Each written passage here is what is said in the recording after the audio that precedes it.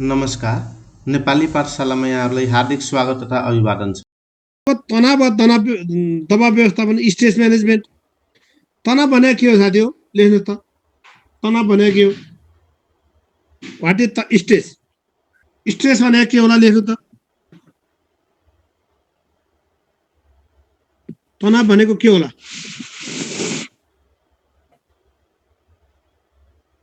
कुरा नमान्नु, mentally disturb हुनु, माइन्ड ह्याङ हुनु, मानसिक रूपमा के गरौँ कसो गरौँ हुनु, कार्यबोझ, physically and mentally response to what we find hard to handle, emotional और फिजिकल टेन्सन, नियमित प्रोसेसमा असर, वातावरण वा मानवीय कारण, शारीरिक वा मानसिक अनिच्छित व्यवहार।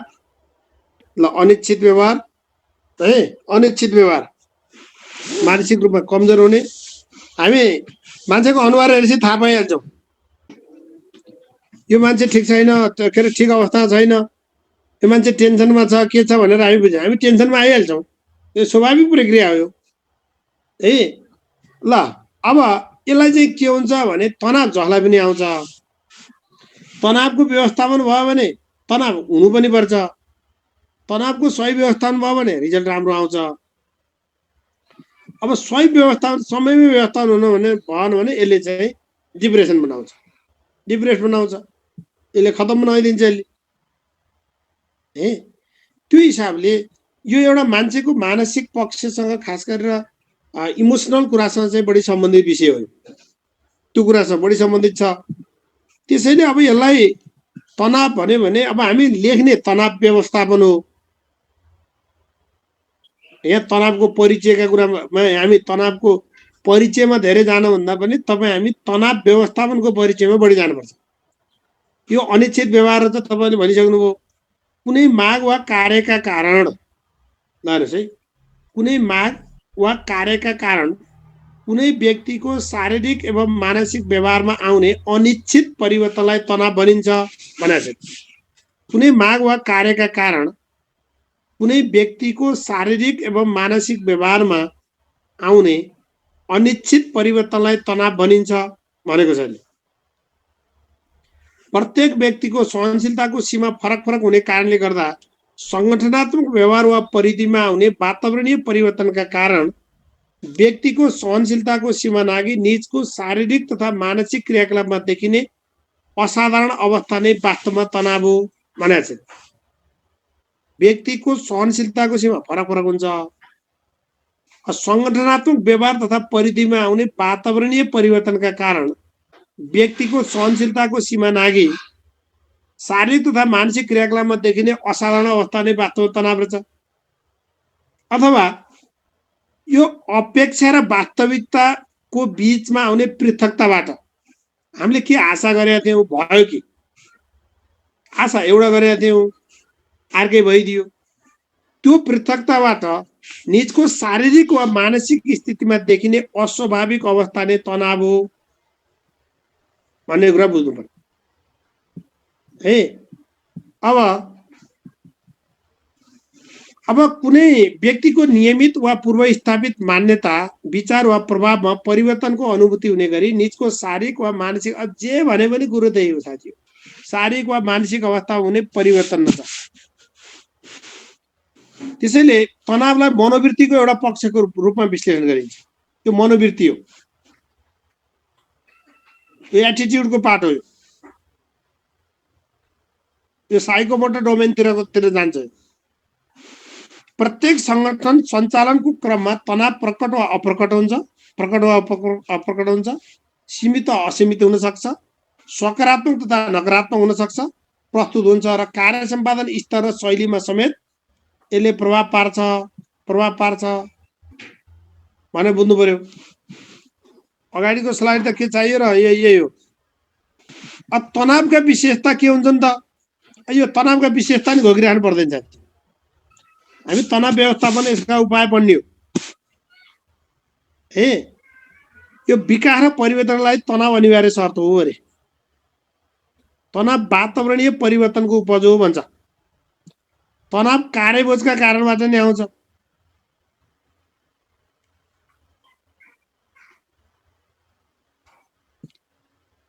होइन तानाशाही प्रशासकका कारणले मात्रै तनाव आउने होइन, तपाईँ हाम्रो स्वभावका कारणले तनाव आउँछ क्या। यति कुराले चाहिँ हौसिने, सानो कुराले टेन्सन मान्ने, त्यो प्रवृत्ति भयो भने पनि तनाव हुन्छ। त्यो भएर यो व्यक्तिगत स्वभाव पनि हो। फेरि टेन्सन मान्ने कि नमान्ने भन्ने कुरा। तनाव सुरुमा अप्ठ्यारो, बिचमा सकारात्मक र अन्त्यमा धेरै भएमा हानिकारक हुन्छ अरे लाग्छ। सुरुमा अप्ठ्यारो हुँदो रहेछ, अलिक कस्तो कस्तो हुँदो रहेछ, पछि त्यसलाई सल्ट्याउँदै गयो भने त्यो सकारात्मक हुँदो रहेछ। तर त्यो धेरै भयो भने त्यो हानिकारक हुँदो रहेछ। धेरै भयो भने डिप्रेसन हुन्छ। तनाव मानसिक र शारीरिक रूपमा देखा पर्छ भन्छ। तनावमा बस्न रुचाउने मानिस तनाव बिना बस्न सक्दैन। हाम्रो प्रधानमन्त्री यस्ता भन्छ। जस्तो भने आत्तिया छैन, दन्गा दन्गाइ छ, ठोक्या ठोकै छ। है तनाव जब नकारात्मक बन्छ, शारीरिक, मानसिक, पारिवारिक, सङ्गठनात्मक, सामाजिक हानिका रूपमा देखा पर्छ। तनावलाई व्यवस्थापन गर्न सकिन्छ भन्छ। तनाव चाहिँ दुई खालको हुन्छ, खास गरी सकारात्मक, नकारात्मक। अब तनावका स्रोतलाई हामी तीनटा एङ्गलबाट हेर्छौँ। तनावका स्रोतलाई तीनटा प्रकारमा बाँडिन्छ। एउटा व्यक्तिगत हुन्छ, एउटा साङ्गठनिक हुन्छ, अर्को सङ्गठन बाहिरको कुरा हुन्छ। भनेको एउटा व्यक्तिगत हुने भयो, तपाईँ हाम्रो व्यक्तिगत स्वभाव कस्तो छ। कोही चाहिँ साह्रै रिसाउने प्रवृत्तिको मान्छे हुन्छ, सानो कुरा रिसाइहाल्छ। कसैको सोचै नेगेटिभ हुन्छ, हरेक कुरालाई नेगेटिभ एङ्गलले सोध्छ पहिला। है केपिएलले काम गर्न, केपिएलले केही काम गरेपछि भीमराल बोलिहाल्छ। त्यसको काम भनेको नेगेटिभली बोलिहाल्ने हो। झाँक्रीले झाँक्रीको रूप देखाइहाल्छ है। यो चाहिँ व्यक्तिगत कुरा। हामी कतिपयको कुरा के हुन्छ भने, हरेक कुरालाई नेगेटिभ हिसाबले लिने, सोच्ने, सानो कुरामा पनि थोरै कुरामा पनि हौसिने, अनि थोरै कुरामा पनि इमोसनमा आउने, यो खालको प्रवृत्ति हुन्छ। यसलाई भन्छ व्यक्तिगत कुरा है। त्यो भनेको व्यक्तिको आफ्नै स्वभाव, संवेगात्मक अवस्था, उसको आफ्नो पारिवारिक, सांस्कृतिक, सामाजिक रहनचहल, चालचलन आदि यी व्यक्तिगत कुरा भए। त्यसलाई बुझ्नु पर्यो व्यक्तिगत स्रोत। अर्को साङ्गठनिक भनेको के? अब अफिसभित्रको कुरा, स्कुलभित्रको कुरा भयो। अहिलेको व्यक्तिको कुरा थियो, स्कुल राम्रोसँग चलेको छ, सिस्टमसँग चलेको छ भने पनि कोही व्यक्ति के हुन्छ, खालि न्यु खोज्ने है, खालि सानसानो कुरा कहाँ चाहिँ के अरे न्यु खोज्न पाइन्छ भनेर त्यस्तै त्यस्तै कुराहरू खोज्ने, त्यो प्रवृत्ति त्यो व्यक्तिगत हो। फेरि कहिलेकाहीँ सङ्गठनभित्रको कुरा आउँछ। सङ्गठनभित्रको कार्यशैली कस्तो छ, कसरी कार्यशैली हुन्छ, सबैलाई सोधेर काम हुन्छ कि हेड सरले आफ्नै शैलीले काम गर्छ, सरसल्लाहले टिमवर्क भएर हुन्छ कि टिमवर्कमा हुन्छ कि बैठक बसेर हुन्छ कि अब नियम कानुनसँग काम हुन्छ कि आफ्नो आफ्नो आफ्नो ढङ्गबाट काम हुन्छ। स्रोत साधन कतिको छ, सङ्गठनका लक्ष्य र उद्देश्य क्लियर छ कि छैन, के काम गर्ने हो भन्ने कुरा क्लियर छ कि छैन। तपाईँ एउटा अफिसमा जानु होला, तपाईँले गर्ने कामै क्लियर छैन, तपाईँको कार्यविवरण के छैन, त्यो काम गर्न हुने हो कि होइन त्यही कुरा क्लियर छैन, गर्दा हुने हो कि नगर्दा हुने भनेको अर्थ कार्यविवरण क्लियर छ कि छैन। कार्यविवरण भन्छ भाइ त्यसलाई, तपाईँलाई स्पष्ट कार्यविवरण दिएको छ कि छैन। यस्ता साङ्गठनिक कुराहरूले पनि तनाव चाहिँ उत्पन्न गर्छ भनेर बुझ्नु पर्यो। त्यो चाहिँ साङ्गठनिक कुरा भयो। अर्को भनेको सङ्गठन बाहिरका कुरा हुन्छ। स्कुलमा त ठिक ढङ्गले गरेका थियौँ साथी हो,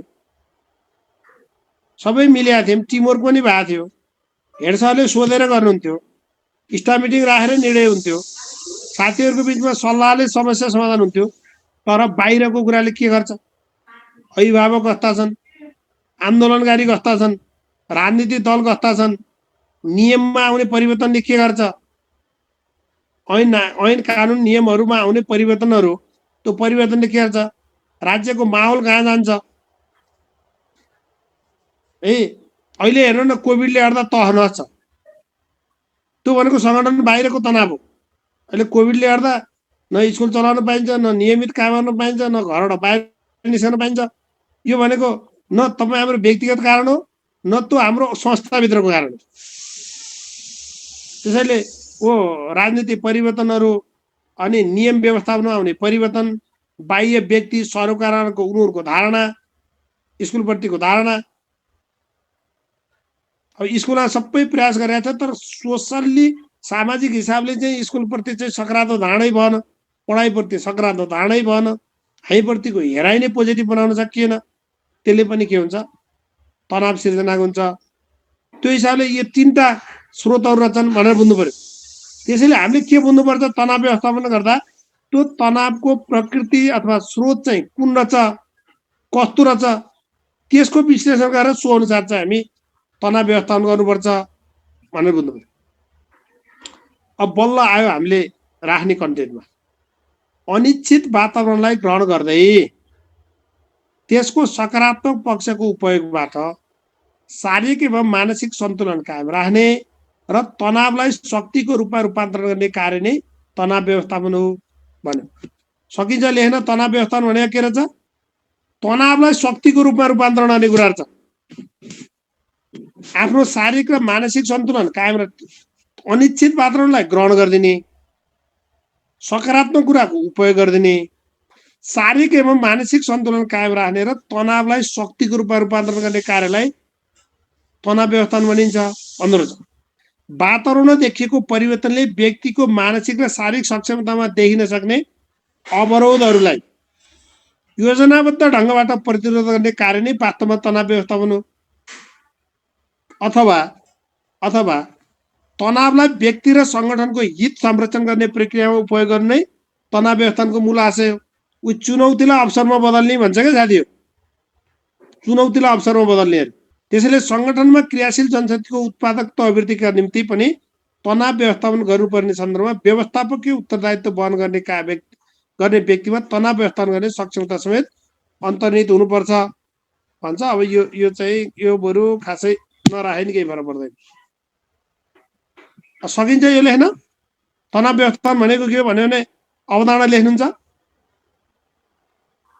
एक लाइन तनाव भनेको यो भनेर लेख्नुहोस्, अनि अर्कोमा चाहिँ तनाव व्यवस्थापनका बुदाहरू लेख्नुहोस्। त्योभन्दा धेरै हामी घोकिराख्नु पर्दैन। अब विद्यालयमा तनाव व्यवस्थापनको महत्त्व के हो, उही अघिकै कुरा हुन्छ साथी, ठ्याक्कै अघिकै कपी हेर्दै हुन्छ। द्वन्द्व न्यूनीकरण गर्न, माग आवश्यकता सम्बन्धन गर्न, कम लगानीबाट धेरै अघिकै समय व्यवस्थापनको फाइदालाई ल्याएर हेलेर हाल्दै हुन्छ। त्यहाँ त अरू नयाँ कुरा गर्नै पर्दैन। त्यसो भने विद्यालयमा तनाव व्यवस्थापनको महत्त्व त्यही हिसाबले हेर्नु पर्यो। अब तनाव व्यवस्थापन हुन नसक्दाका असर के हुन्छ, निर्णय प्रक्रिया चाहिँ प्रभावकारी नहुने। तनाव व्यवस्थापन हुन सकेन भने निर्णय प्रक्रिया प्रभावकारी हुँदैन। विद्यालयको कार्य वातावरणमा नकारात्मक प्रभाव पर्नु, अनि के भयो नि भन्ने हुन्छ। नेतृत्व जिम्मेवारी प्रति प्रश्न उठ्न सक्छ। जिम्मेवारीबाट पन्छिन चाहने, कसले तनाव लिन्छ बेकार भन्छ मान्छे। शिक्षण सिकाइ अप्रभावकारी हुने, सञ्चार पद्धति कमजोर हुने, आन्तरिक र बाह्य कलह हुने, आत्मविश्वास कमजोर हुने, यस्तै यस्तै। तनाव भयो भने मान्छे चाहिँ के भन्छ, डराइरहेको छ। अब उसले राम्रोसँग काम क्षमता भयो नि, त्यो क्षमताको उपयोग गर्न सक्दैन। साना साना कुरा तपाईँलाई स्ट्रेस दियो भने तपाईँसँग भरपुर क्षमता हुँदाहुँदै पनि तपाईँले त्यो क्षमताको उपयोग गर्न सक्नुहुन्न। त्यसैले आत्मविश्वास कमजोर हुन सक्छ। तनाव व्यवस्थापनका उपायहरू के हुन् त? तनाव व्यवस्थापनका उपायहरू यो व्यक्तिगत उपाय हुन्छ, साङ्गठनिक उपाय हुन्छ, यसरी जान्छ। अघि हामी तनावको स्रोत अनुसार हुन्छ साथी। व्यक्तिगत प्रयास के हुन्छ, मजाले खेल खेल्ने, योग गर्ने, व्यायाम गर्ने, एक्लै नबस्ने। एक्लै बसेर सोचेर बस्यो भने कता जान्छ कता जान्छ दिमाग। मजाले खेल खेल्ने, योग गर्ने, अनि लक्ष्य उद्देश्य प्राथमिकता तोकेर काम गर्ने, समूहमा घुलमिल हुने, सृजनात्मक रचनात्मक काममा ध्यान दिने, तलकालाई हेरेर सन्तुष्ट हुने। हेर बिचरा तिनले झन् दुःख पाएछन् भनेर चाहिँ खुसी हुनु पर्यो। हामी त यतिका त छौँ, हेर बिचरा तिनले झन् दुःख पाएन, मैले यसो अरे भने बिचरा तिनले के हेर्ला भनेर पनि हेर्नु पर्यो। समयको व्यवस्थापन गर्ने, सङ्गीत सुन्ने, खुलेर हाँस्ने तथा एकान्तमा बस्ने बानी छोड्ने, मनोवैज्ञानिक परामर्श लिने, यस्तै यस्तै उपायहरू हुन सक्छन्। सङ्गठनात्मक प्रयास के गर्ने? लक्ष्य स्पष्ट बनाउने, सङ्गठनको उद्देश्य के हो, लक्ष्य के हो, कार्य विवरण के हो, त्यो स्पष्ट बनाउने। यो स्कुलको पनि यही हो साथी, स्कुलको पनि त्यो ऊ भनेको कुन लेभलको चाहिँ तनाव हो, त्यो तनाव चाहिँ पहिचान गरेर सो अनुसार चाहिँ ट्रेन गर्नुपर्छ। गुनासो व्यवस्थापन गर्ने, सूचना प्रवाहलाई प्रभावकारी बनाउने। सूचना प्रवाहलाई प्रभावकारी भन्ने बुझ्नुहुन्छ? सही सूचना गर्न पाइएन, बेला सूचना पाइएन, सही सूचना पाइएन, त्यतिले त टेन्सन हुन्छ। त्यो भएर सूचना सही पनि दिनु पर्यो। सङ्गीत सुन्नै छोड्न त हुन्न होला नि भन्नुभयो यशोदा भट्टजीले। सङ्गीत सुन्ने भनेको, सङ्गीत सुन्ने भनेको यहाँ कसले छोड्ने भने आएर ए त्यहाँ हेर्नु त बुधा के भनेको छ, ऊ सङ्गीत सुन्ने भनेको छ, खुलेर हाँस्ने, ती चाहिँ उता गर्नु पर्यो। एकान्तमा बस्ने बानी चाहिँ छोड्नु पर्यो, सुन्ने र बस्ने हाँस्ने चाहिँ गर्नु पर्यो भनेको है। सक्षम नेतृत्वको विकास गर्ने, समानता, समता र निष्पक्षता अपनाउने, सबैलाई माया मान्नु पर्यो है। समस्या सुनेर ध्यान दिने, आत्मविश्वासको विकास गराउने, आत्मविश्वासको विकास गराउने, समस्या सुनेर ध्यान दिने, नीतिगत स्थिरता कायम गर्ने। नीतिगत स्थिरता भनेको बुझ्नुहुन्छ? घरि एउटा घरि अर्को गर्ने होइन क्या, नियम कानुनको कुरामा स्थिरता भयो, सबैलाई एउटै लेभलमा व्यवहार गरियो भने अस्थिर भएर भएन भनेको। घरि यता गह, घरि उता गह, कता कता, घरि यसरी गरिरहेको छ, घरि उसरी गरिरहेको छ। नीतिगत स्थिरता कायम गर्ने, यो चाहिँ गर्नुपर्छ भन्छ यसले। नीति क्लियर पनि हुनु पर्यो, त्यो चाहिँ क्लियर मात्रै भएर भएन, स्थिर पनि हुनु पर्यो के ए। त्यो आफूले नीति त बनाउने, त्यो नीति टेक्न सकिएन भने पनि, टिक्न सकिएन भने पनि काम लाग्यो। अब तनावको स्रोत पहिचान गरेर समाधान गर्ने, सहभागितामूलक व्यवस्थापनलाई अङ्गीकार गर्ने भनेको साथीहरूसँग सोधेर टिमवर्कबाट चल्ने भनेको। दण्ड र पुरस्कारको न्यायोचित व्यवस्थापन गर्ने। बाह्य तथा अन्य प्रयास पनि हुँदो रहेछ। आध्यात्मिक चेतना बढाउने कार्यक्रम सञ्चालन गर्नुपर्छ अरे। सामाजिक सङ्गठनले तनाव कम गर्ने कार्यक्रम बनाउने, सामाजिक संस्कार र संस्कृतिको विकास गर्नुपर्छ भन्छ। यी चाहिँ उपायहरू भए। अब हेड सरले के गर्नुपर्छ त? स्कुलमा तिनै अघिकै सङ्गठनात्मक प्रयास ल्याइदिए हुन्छ। तनावको स्रोत पहिचान गर्ने र कारण खोजी गर्नुपर्छ। तनावको व्यक्ति वा समूह अनुसार तनाव व्यवस्थापनको लागि व्यक्तिगत तहमा र समूहगत रूपमा प्रयास गर्नुपर्छ। एउटा टिचरले मात्रै जोरी खोजेको भने र उसको व्यक्तिगत स्वभावका कारणले हो भने त्यही व्यक्तिलाई ठिक लाउनु पर्यो। यदि आफ्नो कार्य सम्पादनमा साङ्गठनिक हिसाबले समस्या हो, साथीहरूको गुनासै त्यही छ भने त्यो समूहगत रूपमा चाहिँ प्रयास गरिदिनु। तनाव व्यवस्थापनलाई साङ्गठनिक छलफल अन्तर्क्रिया प्रयास गर्नुपर्छ।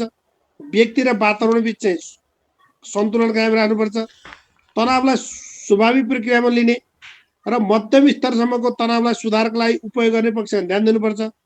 नीति सम्मत रूपले विद्यालय सञ्चालन चलाउनुपर्छ अथवा नीतिगत स्थिरता कायम राख्नुपर्छ। गुनासो र द्वन्द्वको समय पहिचान गरी समाधान गर्नुपर्छ। सङ्गठनात्मक क्रियाकलापमा सुधार गर्नेहरू जस्तो कार्य विवरण सोको पुनर्मूल्याङ्कन गर्ने। कार्य विवरण पनि के हुन्छ, त्यही घर एउटा चाहिँ घरभित्र जोतिए अरू चाहिँ रिल्याक्स गरेर बस्ने भयो भने पनि त्यहाँ तनाव सिर्जना हुन्छ। त्यसैले के गर्नु पर्यो, कसलाई के काम दिएको, त्यो कामको क्लियर कट जिम्मेवारी के हो, त्यो भूमिका उसले पालन गरे कि गरेनन्, त्यो काम रोटेट पो दिनुपर्ने हो कि अनि त्यस्ता कुराहरूको कार्य विवरण, त्यसको पुनर्मूल्याङ्कन गर्ने, कार्यहरूको व्यवस्थापन गर्ने, गुनासो व्यवस्थापन गर्ने, द्वन्द्वहरूको व्यवस्थापन गर्ने। गुनासो बेलैमा चाहिँ साथीहरूले गुनासो राख्ने बित्तिकै पुरा ल्याउने बित्तिकै के र चाहिँ भनेर चाहिँ बेला गुनासो गर्दैन, त्यसले चाहिँ समस्या सिर्जना गर्दैन। उपयुक्त व्यक्ति उपयुक्त स्थानको सिद्धान्तको अवलम्बन गर्ने जस्ता कार्यमा ध्यान दिनुपर्छ भन्छ। यो निरीक्षकको भूमिका भनेको त्यही हो साथी। उस गुनासाको समय व्यवस्थापन गर्ने, सबैका समस्या सुन्ने, आत्मविश्वासको विकास गराउने, तनावको स्रोत पहिचान गरेर समाधानमा सहजीकरण गर्ने, नेतृत्वको क्षमता विकास गर्ने, विद्यालयमा समानता, समता, निष्पक्षता अपनाउनलाई सहजीकरण गर्ने, सूचना प्रवाहलाई प्रभावकारी बनाउन समन्वय र सहजीकरण गर्ने, विद्यालयको स्पष्ट दूरदृष्टि, लक्ष्य, नीति, योजना निर्माण गरी कार्यान्वयन गर्न लगाउने। कतिपय समय व्यवस्थापनकै कुरा टच हुन्छन्, कतिपय चाहिँ गुनासाहरूको तनावको सन्दर्भमा चाहिँ नयाँ कुरा आउँछ है। सहभागितामूलक व्यवस्थालाई अङ्गीकार गर्न लगाउने, विभिन्न पक्षसँग समन्वयकारी भूमिका निर्वाह गर्ने, तनाव व्यवस्थापन सम्बन्धमा स्कुलको पनि एक्सन स्टार्ट गर्ने, क्षमता विकास कार्यक्रम सञ्चालन गर्ने, विभिन्न अतिरिक्त तथा मनोरञ्जनात्मक क्रियाकलापहरू सञ्चालन गर्न सहजीकरण तथा नेतृत्व गर्ने है। अब यो भनेको चाहिँ अब हामी अफिस आयो, तनाव हुन्छ, के हुन्छ, त्यहीबाट गुड फ्राइडे मनाउने, परिवारसँग घुम्न जाने, यस्ता कुराले पनि तनाव व्यवस्थापन कम हुन्छ। त्यही भएर अतिरिक्त क्रियाकलाप गर्ने, मनोरञ्जनात्मक क्रियाकलाप सञ्चालन गर्ने, यस्तै क्रियाकलाप चलाइयो भने पनि त्यसले तनावलाई कम गर्न सक्छ भन्छ। अब तनाव व्यवस्थापन भन्नाले के बुझिन्छ? प्रधानाध्यापकले तनाव व्यवस्थापन गर्न के कस्ता रणनीतिहरू अवलम्बन गर्नुपर्छ, यस्तै क्वेसन चाहिँ हुनसक्छ है। अब सङ्कट व्यवस्थापन, अब के हो यो सङ्कट व्यवस्थापन भने?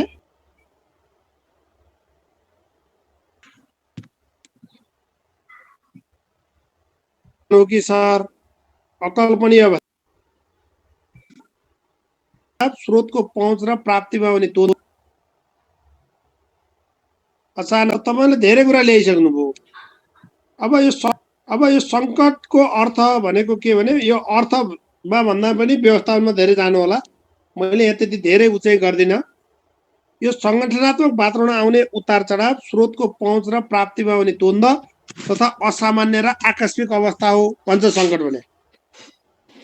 अप्ठ्यारो स्थिति, भय, जोखिम तथा खतराको अवस्था भन्दो रहेछ। अनपेक्षित, सूचीबद्ध नगरिएको सङ्कटपूर्ण र जटिल अवस्थाहरू अनपेक्षित रूपमा आउँदो रहेछ। तनाव, दुःख, विपत्ति, विध्वंस सम्भाव्य हिंसाको रूपमा देखा पर्ने अवस्था। नियमित कार्य संयन्त्रले समाधान गर्न सक्दैन। सङ्कटको बेला अहिले हेर्नु त हस्पिटल, हाम्रो स्वास्थ्य संयन्त्रले धानेकै थियो, तर अहिले हस्पिटलले धानेन के भन्दा नियमित संरचनाले धान्न सकेन। त्यही भएर पालिकाले आइसोलेसन सेन्टर, हस्पिटल, अक्सिजन सहितका उहरू सिर्जना गरे। नियमित कार्य संयन्त्रले त्यसलाई धान्न सक्दैन। त्यो बेला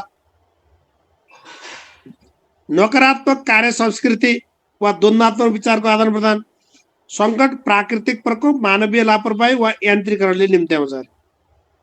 यसको समय पत्ता लगाउन नसके पनि पूर्वानुमान भने गर्न सकिन्छ भन्छ। यति धेरै सङ्कट पर्छ भने थाहा हुँदैन, तर यस्ता सङ्कट आउन सक्छन् है भनेर अनुमान गर्न सकिन्छ भन्छ। अब यी कुराहरू भए, यो सङ्कट चाहिँ प्राकृतिक हुँदो रहेछ, कृत्रिम हुँदो रहेछ, अथवा मानव निर्मित हुँदो रहेछ, मानव सिर्जित। अनि यसबाट विपदको अवस्था सिर्जना हुने। सङ्कट अगाडिको कुरा, विपद पछाडिको कुरा है। त्यही सङ्कटले चाहिँ के गर्छ? विपदको अवस्था सिर्जना गर्छ। बाढी, भूकम्प, खडेरी, हावाहुरी, लडाई, द्वन्द्व, हिंसा, आर्थिक सङ्कट, यी सङ्कट भए यसले चाहिँ के हुन्छ? मानवीय क्षति हुन्छ, भौतिक सम्पत्तिको क्षति हुन्छ, सार्वजनिक सम्पत्तिको क्षति हुन्छ, अनि सेवा प्रवाह अवरोध हुन्छ। यसरी बुझ्नु पर्यो। त्यसैले वातावरणको अनिश्चितता, स्रोत परिचालनमा द्वन्द्व, सङ्गठनात्मक र व्यक्तिगत व्यवहारमा फरक जस्ता कारणले सङ्कट हटाउन नसकिने हुन्छ। असक्षम संयन्त्र, अनुपयुक्त प्रणाली, गैर जिम्मेवार व्यवहार, दण्ड पुरस्कार संयन्त्रको अभाव जस्ता कारणले गर्दा सङ्कट जुनसुकै बेला र समयमा नै आउन सक्छ। किनभने अघि हामी भन्यौँ, एउटा प्राकृतिक हुन्छ, अर्को मानव सिर्जित हुन्छ। तपाईँ हामीले सिर्जना गर्ने हुन्छ है। भनेको अर्थ बाढी आयो, पहिरो आयो, अहिलेको कोभिडका कुराहरू आए। अहिले यही कोभिडको बेला पनि तपाईँ हामी चाहिँ खुपुक्क घर चाहिँ बस्नियो भने अब सङ्कट नआउन सक्छ। हामी यही बेला भोज खाइदिन्छौँ, बिहा दिन्छौँ, भोज खुवाइदिन्छौँ, मजाले रमाइलो गर्छौँ, सम्झिने भन्छौँ। अहिले यही कारणले चाहिँ के भएको छ? सङ्कट चाहिँ बढेर गएको छ। त्यो हिसाबले यो मानवीय र प्राकृतिक कारणबाट हुन्छ। त्यसैले असल व्यवस्थापनबाट सङ्कट आउनै नदिने, आएमा सजिलै समाधान गर्न सकिन्छ भनेको छ। र सङ्कट अनुमान र समाधानको तयारी पहिले सजिलै समाधान गर्न सकिन्छ भन्छ है यसले। ल यो संगठनात्मक सङ्कटका कारणहरू भन्छ यसले। सङ्गठनमा सङ्कट चाहिँ आउनका कारण के हुन्? वातावरणको अनिश्चितता, वातावरणको बाह्य र आन्तरिकको अनिश्चितता छ। स्रोत परिचालनमा द्वन्द्व भयो। सङ्गठनात्मक र व्यक्तिगत व्यवहारमा फरक आयो। सङ्गठनले एउटा काम गर्न खोज्यो, व्यक्तिले अर्का कुरा गर्न खोज्यो। अनि एउटा हेडमास्टर बनाउने कुराले स्कुल सकिया छ हाम्रो। असक्षम संयन्त्र भयो, गैर जिम्मेवारीपूर्ण व्यवहार भयो, दण्ड सजाय र पुरस्कार संयन्त्रको अभाव भयो, योजनाबद्ध कार्यको अभाव भयो। सानातिना समस्याहरूलाई समयमै समाधान नगरिदिँदा नि के हुन्छ? सङ्कट सिर्जना हुन्छ। त्यसैले यो सङ्कटको प्रकृति अननोन हुन्छ अरे, नोन अननोन पनि हुन्छ अरे। अननोन भनेको सङ्कटको प्रकृति र समय थाहा हुँदैन, जस्तो हडताल, आर्थिक सङ्कट, नागरिक अवज्ञा आदि चाहिँ यो थाहै हुँदो रहेछ। नोन अननोन भनेको सङ्कटको जोखिम थाहा हुन्छ तर समय र प्रकृति थाहा हुँदैन भनेर भन्दो रहेछ। यो चाहिँ खासै गरिराख्नु परेन, जानकारीको लागि मात्रै हो। सङ्कटका कारण हामी दुईटा पार्टबाट हेर्छौँ। एउटा आन्तरिक कारण हुँदो रहेछ, अर्को बाह्य कारण हुँदो रहेछ। आन्तरिक भनेको त्यो सङ्गठनभित्रको कुरा, उत्पादन सेवामा खोट, राम्रो पढाइ भएन, राम्रो गुणस्तरीय उत्पादन भएन, बिजोग भयो, प्रविधिमा गडबड भयो, कम्प्युटर प्रणालीमा खराब भयो, सूचना गलत वा समयमै भएन, सङ्गठनात्मक समायोजन हुन सकेन, मिलाउन सकिएन, अफवाह फैलियो, गैर कानुनी काम भयो, कानुन सम्मत काम गरिएन, भौतिक सम्पत्तिको क्षति भयो, आन्तरिक कलह, हिंसा, विद्रोह आदि भयो। आन्तरिक कारण हो। ठुला प्राकृतिक दुर्घटना भए, प्राकृतिक प्रकोप भयो, राष्ट्रिय अन्तर्राष्ट्रिय सङ्कटको घोषणा भयो, आतंकवाद भयो, हडताल भयो, यिनले चाहिँ बाह्य कारण हुन्छ भन्ने हो। अब विद्यालयमा के कारणले चाहिँ विद्यालयमा सङ्कटका कारण के हुन्? हामीले स्कुलको मात्रै पढाइ हुन्छ अहिले। प्राकृतिक कारण एउटा, अर्को शिक्षक विद्यार्थी र समुदाय बिचमा आन्तरिक बाह्य चाहिँ द्वन्द्व, झै झगडा, असन्तुष्टि भयो, अर्को व्यवस्थापन तथा नेतृत्वको असफलता भयो। विद्यालय सङ्ख्या के भयो? विद्यार्थीको अभावमा अस्तित्व सङ्कट। अहिले चाहिँ कति छन् हेड सर विद्यार्थी भनेर सोध्यो भने छन् सर छन् भन्छन्। अहिले हेड सर कति छन् विद्यार्थी भनेर सोध्यो, छन् सर छन्। यो भनेको अर्थ के त भन्दा, अब यो भनेको के हो भने अब विद्यालय पनि धेरै खुले, नजिक खुले, एउटा प्लानिङमा खुलेनन्, गुणस्तर पनि राम्रो भएन। यही हिसाबले चाहिँ के भयो? अस्तित्व सङ्कटमा भयो विद्यालयको सङ्ख्याका कारणले। अब कम्पाउन्ड जोडेरै चाहिँ स्कुल बनाइदिएका छन्, बोर्डिङ स्कुल भने त्यही हिसाबले खुलेका छन्। न्यून शैक्षिक उपलब्धि तथा नतिजा, रिजल्टै खतम छ, पक्षपातपूर्ण व्यवहार वा विभेद छ, अनि राजनैतिक कुरा छ, स्कुलमा सङ्कट, राजनीतिक द्वन्द्व छ, राजनैतिक अस्थिरता छ, बन्द हडताल छ, कोलाहल छ, प्रदूषण छ, विद्यालयको भौतिक वातावरण चाहिँ कमजोर हुनु छ, सामाजिक कुरीति, कुसंस्कार, अन्धविश्वास तथा मूल्य मान्यता, न्यून वेतन भनेको अर्थ तलब एकदम कम दिने, गरिबी छ, आर्थिक भौतिक अभाव, यस्तै कारण चाहिँ सङ्कटका कारण हुन सक्छन् भनेको। अब यसले के प्रभाव पर्छ त? विद्यालय बन्द हुन सक्ने, पठन पाठन अवरुद्ध हुने, विद्यालयका भवन, फर्निचर, शैक्षिक सामग्री आदिमा क्षति पुग्ने, बाढी आइदियो स्कुलमा पस्यो, शिक्षकहरू विस्थापित तथा प्रभावित हुने, बालबालिकाहरू प्रभावित हुने, पाठ्य पुस्तक तथा अन्य सामग्रीमा क्षति पुग्ने, समुदायले विद्यालयलाई आश्रय स्थल बनाउनु। ल बाढी पहिरो गयो, भूकम्प गयो, गाउँका घर ढले, अब गएर समुदाय गएर स्कुलमा बसिदिनुपर्छ, अब आश्रय स्थल बनाउनु। यसले पनि एउटा सङ्कटको अवस्था सिर्जना गर्न सक्छ। विभिन्न हिंसात्मक गतिविधि चाहिँ हुन सक्ने, महामारीजन्य रोगहरू फैलन सक्ने, मानवीय आर्थिक तथा भौतिक स्रोतको अभाव हुने, राहत र पुनर्स्थापना कठिनाइ हुने, बालबालिकाहरू नियमित विद्यालय उपस्थित नहुने, मनोसामाजिक समस्याहरू देखा पर्ने आदि हुन्छ। त्यसैले सङ्कट व्यवस्थापन भनेको के रहेछ, बल्ल कन्टेन्टमा आइयो ल। सङ्कटको कारण र प्रभाव पहिचान गरी हुन सक्ने सम्भावित जोखिमको पूर्व अनुमान गरी जोखिमको खतराबाट मुक्त वा जोखिम न्यूनीकरण गर्नका लागि अपनाइने सम्पूर्ण प्रयासहरूलाई सङ्कट व्यवस्थापन भनिन्छ भन्नु पर्यो। सङ्कटको कारण र प्रभाव पहिचान गरी हुन सक्ने सम्भावित जोखिमको पूर्वानुमान गरी खतराबाट मुक्त वा जोखिम न्यूनीकरण गर्नका लागि अपनाइने सम्पूर्ण प्रयासहरूलाई सङ्कट व्यवस्थापन भनिन्छ। पहिल्यै सचेत हुनु पर्यो के। त्यसैले जोखिम व्यवस्थापन र सङ्कट व्यवस्थापन दुईटा पार्ट भन्छ। जोखिमको व्यवस्थापन गर्न सकियो भने त्यसले सङ्कटलाई कम गर्न सकिन्छ। जस्तो हामी कतिपय कुराहरू जस्तो बाढी पहिरोले भन्दा हामी हाम्रो व्यवहारले चाहिँ धेरै मान्छे मर्या। जस्तो अल्कोहल पिउने, साधन चलाइदिने, बाटा खाल्टो खन्या छ त्यो खाल्टो नपुर्दिने, यस्ता कारणहरूबाट पनि ती कुराहरू चाहिँ जोखिम न्यूनीकरणका लागि हामी काम गर्नु पर्यो। त्यसैले असल व्यवस्थापनले के गर्छ, सङ्कट आउन नदिने, आएमा समाधान गर्ने, समाधानका लागि तत्परता देखाउने काम गर्छ भन्नु रहेछ। त्यसैले यस्तो हुन्छ अरे, दुईटा पार्ट हुन्छ। एउटा रिस्क म्यानेजमेन्ट हुन्छ, अर्को डिजास्टर म्यानेजमेन्ट हुन्छ। एउटा रिस्क म्यानेजमेन्ट, खसियो मासु खान भएन, चिल्लो खान भएन, अथवा यस्तै यस्तै चिज। अनि त्यो भनेको के हो, जोखिमको व्यवस्थापनको पूर्व सचेत हुने, पूर्व तयारी गर्ने, न्यूनीकरण गर्ने, रोकथाम हुने। अब पहिरो जान लाह भने बेलै चाहिँ रिटर्निङ वाल लगाउनु पर्यो।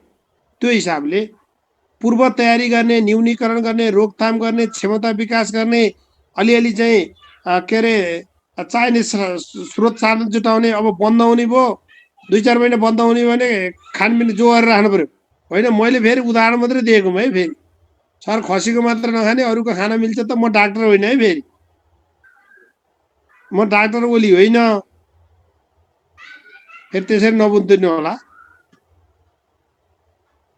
अब एउटा इक्जाम्पल हो, जनरली चाहिँ खसीको रातो मासु खान हुन्न भन्छन्, कुखुराको जनरली खान्छन्। यो यस्तै यस्तै कुरा हो है।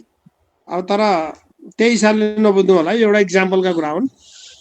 अनि अर्को चाहिँ सङ्कट व्यवस्थापन भनेको यो दुईटा चिज बुझ्नु पर्यो। एउटा सचेत हुने कुरा, जस्तो हामी भूकम्प प्रतिरोधी घर बनाउँछौँ, खोलाका आडा लहरको चाहिँ घर बनाउनु लाछि, एक दिन त लान्छ नि साथी, एक दिन लान्छ नि त। एक दिन खोलो बौलाएर हुन्छ, लान्छ। त्यसैले हामी भूकम्प प्रतिरोधी घर बनाउने पहिले सचेत हुने, पूर्व तयारी गर्ने, क्षमताको विकास गर्ने, स्रोत साधनको जो गरेर राख्ने, यी कुराहरू चाहिँ जोखिम व्यवस्थापनभित्र पर्छ। तर यति हुँदाहुँदै पनि सङ्कट आइहाल्छ, विपद आइहाल्छ। त्यो बेला के गर्ने, खोज उद्धार तथा राहत गर्ने, खोज्न पर्यो, उद्धार गर्नु पर्यो, राहत दिनु पर्यो, पुनर्स्थापना गर्ने, पुनर्निर्माण गर्ने। यी कुराहरू चाहिँ सङ्कट व्यवस्थापनको चक्रभित्र पर्छ भनेर बुझ्नु पर्यो। त्यसैले सङ्कट व्यवस्थापनको रणनीति के गर्ने भन्छ भने, त्यसैले यसको रणनीति भनेको तिनै कुरालाई गर्ने हो। पूर्व तयारी गर्ने, तालिम दिने, सूचना सञ्चार गर्ने, लक्ष्य निर्धारण गर्ने, रणनीति निर्धारण गर्ने, मापदण्डहरू गर्ने, अभिमुखीकरण गर्ने। एउटा नगरपालिका घोषणा भयो, एउटा दमकल छैन। गाउँमा एउटा एम्बुलेन्स छैन। नगरपालिका घोषणा भयो, त्यो भएर एम्बुलेन्स छैन। क्षमता विकास छैन, बेला सूचना छैन। कम्तीमा लो बाढी आउँदैछ है, ल है सचेत गाउँ। विदेशतिर हामी सुन्यो भने अब ठुल्ठुला सुनामी आउँदा पनि लाखौँ मान्छेहरू चाहिँ सुरक्षित ठाउँमा सरिसकेका हुन्छ। त्यसैले तयारी गर्ने, सूचना सञ्चार गर्ने, लक्ष्य, रणनीति, मापदण्ड अभिमुखीकरण गर्ने, बचावट गर्ने, अनि बन्दोबस्त गर्ने, सङ्कट आइपर्दा फेस गर्ने, प्राप्त स्रोत साधनको प्रयोग गर्ने, प्रभावकारी समन्वय गर्ने। यी कामहरू सङ्कट व्यवस्थापनको रणनीतिभित्र पर्छ भनेर बुझ्नु पर्यो। त्यसो भने विद्यालयमा सङ्कटको व्यवस्थापनका उपायहरू के हुन्? सङ्कट व्यवस्थापनलाई पूर्व तयारी र व्यवस्थापन योजना तयार गर्ने,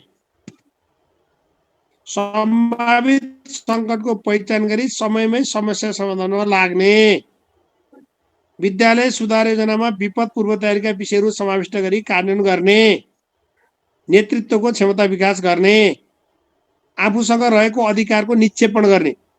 आफूसँग रहेको अधिकार हेड सरसँग मात्रै होइन, अरूलाई पनि अधिकार दिने, अनि साधन स्रोतको विनियोजन गर्ने। कुनै विपद आउन सक्छ, सङ्कट आउन सक्छ भनेर स्रोत साधन राख्नु पर्यो। संवाद र सहकार्य गर्ने, सहभागितामूलक निर्णय प्रक्रिया अवलम्बन गर्ने, विशेषज्ञ सेवाको सहयोग लिने, विशेषज्ञ सेवा लिनु पर्यो।